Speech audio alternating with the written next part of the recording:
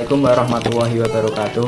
Perkenalkan, nama saya Iqtiar Gilman Aufa dari kelas 12-9. Di sini saya akan menjelaskan tentang teori pertumbuhan ekonomi historis menurut Friedrich List. Untuk memahami siklus pertumbuhan ekonomi suatu negara, maka kerap digunakan pendekatan-pendekatan secara teoritis yang dikenal dengan teori pertumbuhan ekonomi. Dalam perkembangannya, ada sejumlah teori pertumbuhan ekonomi yang diteruskan oleh para ahli yang ditinjau berdasarkan sejarah atau secara historis dan analisis. Teori pertumbuhan ekonomi adalah teori yang menjelaskan tentang perkembangan perekonomian dari suatu negara.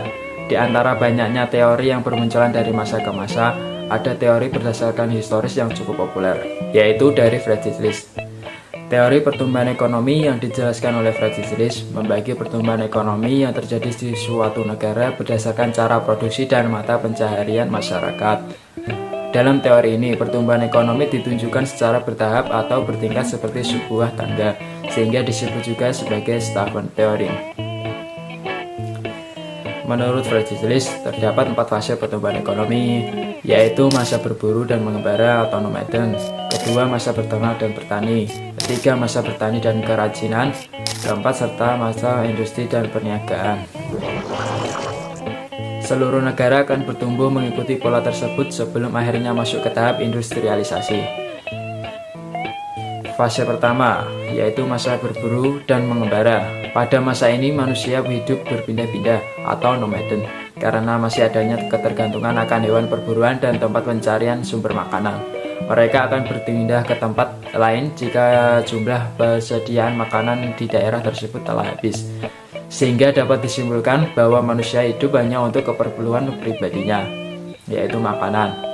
Yang kedua, fase masa berternak dan bertani. Setelah menemukan cara berternak hewan dan juga bertani, manusia pun mulai tinggal menetap di suatu tempat. Mereka membudidayakan hewan-hewan ternak dan melakukan pertanian untuk memenuhi kebutuhan hidupnya. Karena manusia sudah mulai hidup menetap dan mulailah muncul perkumpulan dari rumah yang berubah menjadi perkampungan dan juga pedesaan. Yang ketiga, masa bertani dan kerajinan. Pada masa ini, masyarakatnya mulai mencoba membuat peralatan yang digunakan untuk membantu kegiatan pertanian, sehingga terciptalah alat-alat pertukangan dan juga pandai besi. Fase yang terakhir yaitu masa industri dan perniagaan.